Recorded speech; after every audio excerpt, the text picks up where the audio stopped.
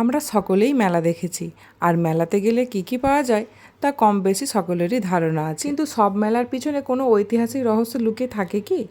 সব মেলায় থাকে বলে তো আমার জানা নেই, কিন্তু আমাদের এই মেলার মধ্যে আছে।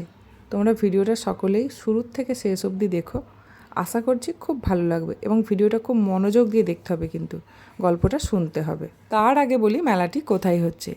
মেলাটি হচ্ছে আরামবাগের ডিহিবায়রা নামক গ্রামে, যেটা আমার শ্বশুরবাড়ি। তো আমার বাড়ির কাছেই, আর আমি এই মেলা প্রত্যেক বছর দেখেছি। আগের বছরও মনে হয় কিছুটা ভিডিও ক্লিপিং তোমাদের সাথে শেয়ার করেছিলাম, বাট এর গল্পটা আমি বলিনি। তো এই বছর এই মেলা হওয়ার পিছনের গল্পটা তোমাদেরকে শোনাবো। তো চলো এবার শুরু করা যাক। প্রথমেই বলি, এই মেলা শুরু হয়েছিল আজ থেকে প্রায় 400 বছর আগে। এখানকার জমিদার বাড়ির রাজা রঞ্জিত রায়, ওনারই প্রচেষ্টায় সর্বপ্রথম এই মেলা শুরু হয়েছিল। শোনা যায় জমিদারের কোনো সন্তান না থাকায় তিনি তপস্যার জোরে স্বয়ং মা দুর্গাকে তার কন্যারূপে পেয়েছিলেন। মেয়েকে বাবা খুবই ভালোবাসতেন, আর মেয়েও এক মুহূর্ত বাবার কাজ ছাড়া হতেনই না।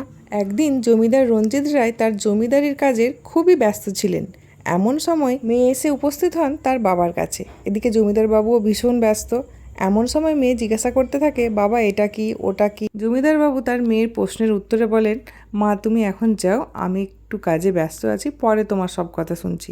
কিন্তু মেয়ে তো কোনো কথাই শোনে না। সে আবার নানান প্রশ্ন করতে থাকে এবং এই প্রশ্নের মাঝে বলতে থাকে, বাবা আমি এবার চলে যাব, বাবা আমি এবার চলে যাব। কিন্তু জমিদার মশাই ছিলেন তখন ভীষণ ব্যস্ত। একদিকে জমিদারির কাজ, অন্যদিকে মেয়ের কথা, দুটো একসাথে মিশে গিয়ে জমিদারবাবু অন্যমনস্ক হয়েই বলে ফেলেন, যাও তুমি কোথায় যাবে, চলে যাও, দূর হয়ে যাও। এদিকে মা দুর্গাও তখন ছুতো খুঁজছিল, কারণ ওনার 12 বছর পূর্ণ হয়ে গিয়েছিল, আর 12 বছর বয়সেই ওনার বাড়িতে আর থাকার কথা ছিল না। তাই মেয়েকেও একটু ছলনার আশ্রয় নিতেই হলো বাবার কাছে অনুমতি চাওয়ার জন্য, কারণ বাবা যে অনুমতি দেবেই না, মেয়ে কথা খুব ভালো করেই জানতো। তাই সে কথার প্যাঁচে ফেলেই এক প্রকার বেরিয়ে পড়ল। পথে যেতে যেতে তার সঙ্গে এক শাঁখারির দেখা হলো, তার কাছ থেকে শাঁখাও পরে নিল। এদিকে মা দুর্গা শাঁখা তো পরে নিয়েছেন, কিন্তু টাকা দেবে কি করে? শাঁখারি টাকা চাইতেই মা বলেন, এই পথ ধরে যাও, দেখবে ঘরের অমুক কোলঙ্গিতে টাকা রাখা আছে, ওখান থেকে তুমি টাকা নিয়ে নেবে। কিছুক্ষণ পরে শাঁখারি বাড়িতে গিয়ে ডাকাডাকি করলে তখন মেয়ের খোঁজ পড়ে। তখন জমিদারবাবু তার মেয়েকে চলে যেতে বলার কথা উপলব্ধি করে এবং কেঁদে কেঁদে মেয়েকে এদিক ওদিক খুঁজতে থাকে। তার সঙ্গে জমিদারবাবু তার লোকজনদেরও পাঠান বিভিন্ন জায়গায় মেয়েকে খোঁজার জন্য, কিন্তু মেয়েকে কোথাও খুঁজে পান না। তখন জমিদারবাবু মেয়েকে খুঁজতে খুঁজতে ব্যাকুল হয়ে ওঠে, আর এসে উপস্থিত হন এই সেই দিঘির পাড়ে। তখন দিঘি থেকে শাঁখা পরিহিত দুটি হাত তুলে মা দুর্গা তার অস্তিত্বের কথা জানান দেন। কিন্তু তারপর থেকেই বাবার কাছে মেয়ে রূপে মা দুর্গা কখনোই ফিরে আসেননি। এরপর থেকেই প্রায় 400 বছর ধরে মা দুর্গার এখানে পুজো হয়ে আসছে। এর সঙ্গে হচ্ছে মেলা। যদিও এখানে যারা ঘুরতে আসেন তাদের মধ্যে বেশিরভাগ মানুষই এই ঘটনা জানে না, তারাও আর 5টা মেলার মতোই ঘুরতে আসেন।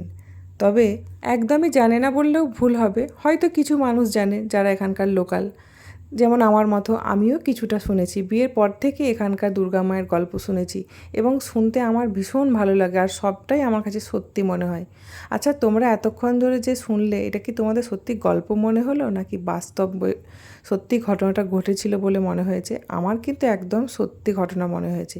যেহেতু এখানে থাকি আমি, তাই জানি আমার সব কিছুই সত্যি মনে হয়েছে। আর যেহেতু আমি একদম ঠাকুরে বিশ্বাস করি, সেই কারণে আরোই সত্যি মনে হয়েছে। আচ্ছা, তোমরাও কি আমার সাথে একমত? একমত হলে কমেন্টে জানাও। আর পার্সোনালি বলতে গেলে, যেহেতু আমি এখানকার বাসিন্দা আর আমি এতগুলো বছর ধরে এখানে থাকি, একটা জিনিসই মনে হয়, এই দিঘির পাড়ে ঘুরতে এলে বা দিঘির পাড়ে কিছুক্ষণ বসে থাকলে যদি তোমার মন খারাপও থাকে, তাও তোমার এক নিমেষে মন ভালো হয়ে যাবে। এত ভালো লাগার জায়গা এখানটা। আর একটা কথা না বললেই নয়, এই মেলার সবথেকে আকর্ষণীয় বিষয় হলো বিশাল বিশাল ফার্নিচারের দোকান। প্রচুর কাঠের ফার্নিচার পাওয়া যায় এখানে, যেটা সব মেলায় দেখা যায় না, সচরাচর দেখা যায় না বললেই চলে। আরামবাগের পাশেই আছে কামারপুকুর। কামারপুকুরকে আমরা পূর্ণভূমি বলেই জানি, আর আরামবাগকে আমরা কিছুই বলি না। এই মেলার ঐতিহাসিক রহস্য শুনে তোমাদের কি মনে হয়?